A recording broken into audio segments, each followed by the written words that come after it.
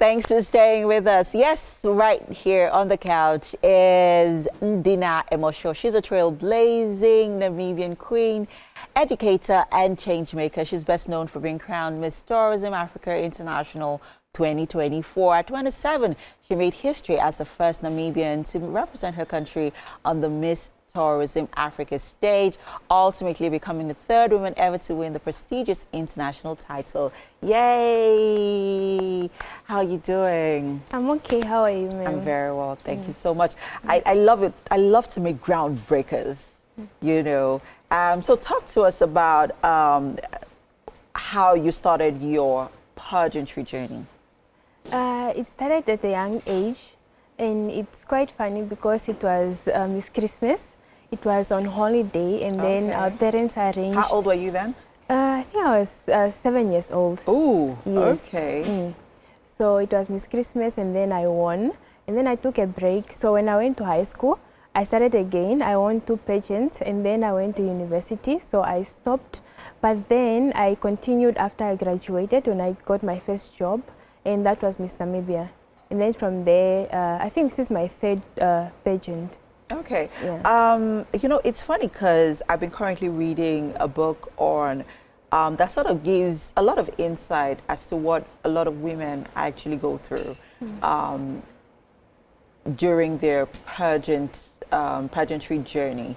And I would like you to share some of the challenges that you have had to experience, you know, especially, you know, moving from one country to the next and having experienced, you know, different, all that you've had to experience along your journey.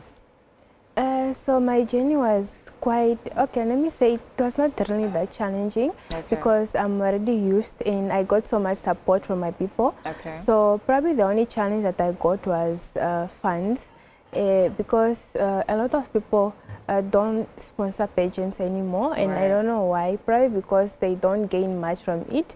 But so I think the only challenge that I face is funds.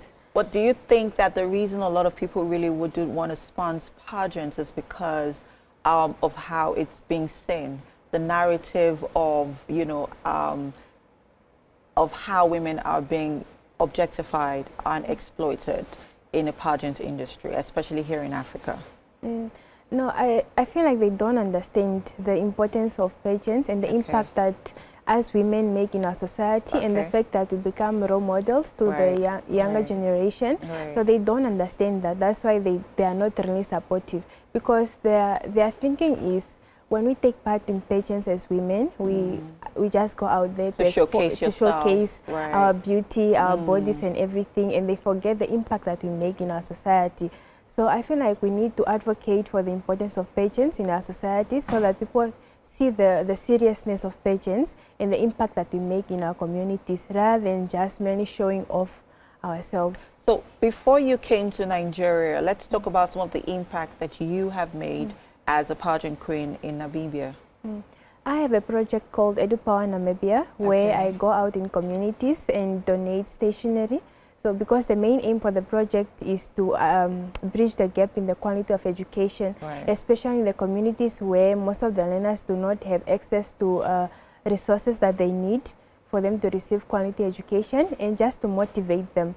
Because there are certain, there's a certain side in my community where these kids do not get to experience or see people that, that are important in our society that can motivate them to do their best. So I go out there and then motivate these kids to do their best, and then just donate stationeries to them. And mainly being a teacher and being from the northern part of my country was an important issue for most of the kids in the north.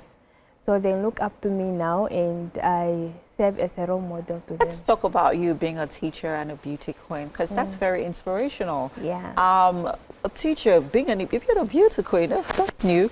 So talk to us about how you're able to balance these two worlds, because they're like worlds apart. As for me, I'm a go-getter. I go for what I want and I take risks. Okay. So what subjects are you really good at? I teach entrepreneurship, economics, and business studies. Ooh, that's some serious stuff. Okay. So my thinking is, if God planted both seeds in my heart, it's for a reason. So I pray, and then I seek for His guidance and everything goes smoothly. Because on one side, they are both demanding. Being a teacher and being a pageant queen, you have to travel a lot, and you have to be at work also. So they are both demanding, but I try to balance, because for me it's just God. He's the one guiding everything. Let's talk about you being Miss Tourism Africa. This happened last year. How did that moment feel for you? I mean, that's a life-changing moment.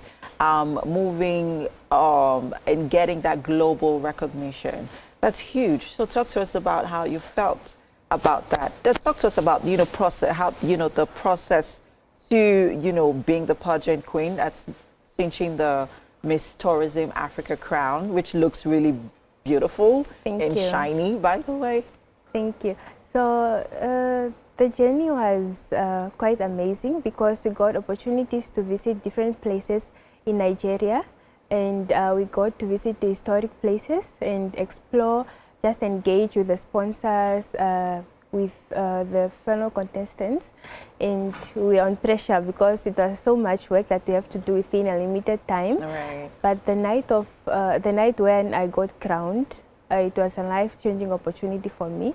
I felt good, and I thank God for this opportunity, because I prayed so much to get an opportunity like this.